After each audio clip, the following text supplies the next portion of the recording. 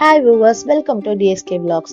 இன்னைக்கு நம்ம பார்க்க போற ரெசிபி என்னன்னு பார்த்தீங்கன்னா கவலை மீன் குழம்பு தான். அது எப்படி செய்யலாம், அது செய்ய தேவையான பொருட்கள் என்னன்னு பார்த்துக்கலாம்.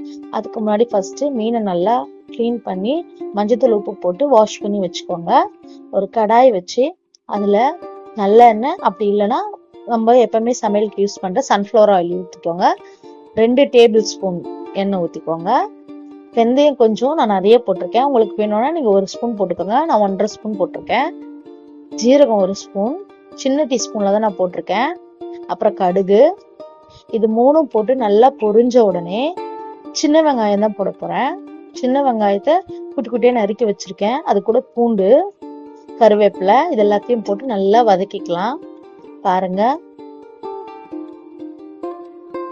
இது கூட மாங்காய் போட்டு வச்சா ரொம்ப டேஸ்டா இருக்கும் கவலை மீன் குழம்புக்கு.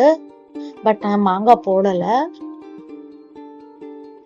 பாருங்க, சின்ன வெங்காயம் 10ல இருந்து 15 பல்லு, சின்ன சின்ன பல்லு பூண்டு தான்.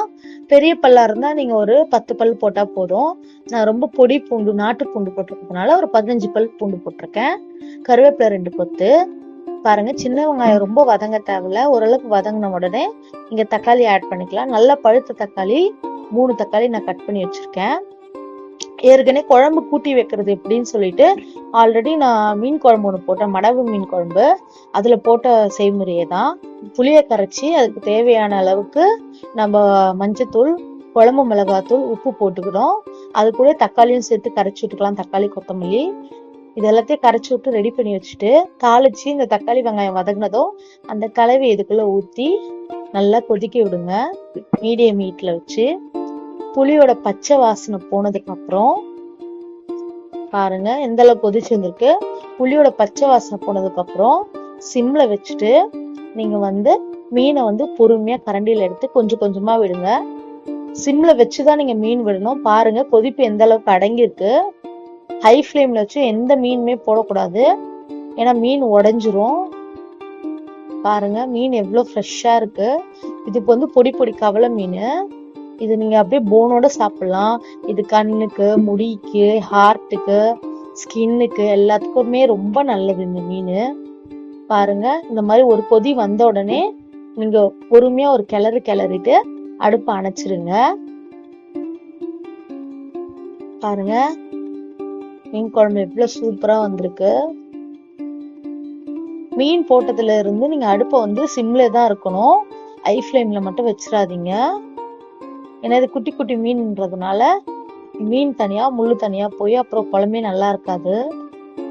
அவ்வளவுதாங்க, சுவையான கவலை மீன் குழம்பு தயாராயிடுச்சு. இதை சுட சுட சாதத்தோட நீங்க போட்டு சாப்பிட்டீங்கன்னா செமையா இருக்கும். மேக்சிமம் நீங்க மீனை வறுத்து சாப்பிட்றதோட குழம்புல போட்டு சாப்பிட்றது ரொம்ப நல்லது. அதுதான் ஹெல்த்தும் கூட. இந்த வீடியோ உங்களுக்கு பிடிச்சிருந்தா மறக்காம லைக் பண்ணுங்க, ஷேர் பண்ணுங்க, சப்ஸ்கிரைப் பண்ணுங்க. இந்த மாதிரி நிறைய வீடியோஸ் லைன்ல காத்துட்டு இருக்கு. நிறைய வியூவர்ஸ் வீடியோ பாக்குறீங்க, ஆனா லைக் பண்ண மாட்டீங்க, சப்ஸ்கிரைப் பண்ண மாட்டீங்க. நீங்க சப்ஸ்கிரைப் பண்றதுனால எனக்கு ஒரு என்கரேஜ்மெண்டா இருக்கும். இந்த மாதிரி நிறைய வீடியோ உங்களுக்கு போடுறேன். இது எல்லாமே எங்க அம்மா கிட்ட இருந்து நான் கத்துக்கிட்ட ரெசிபி. எனக்கு தெரிஞ்ச முறையில நான் செஞ்சு போடுறேன். இதுல ஏதாவது சேஞ்சஸ் இருந்ததுன்னா சொல்லுங்க, நான் சேஞ்ச் பண்ணிக்கிறேன். Thank you viewers. Thank you so much.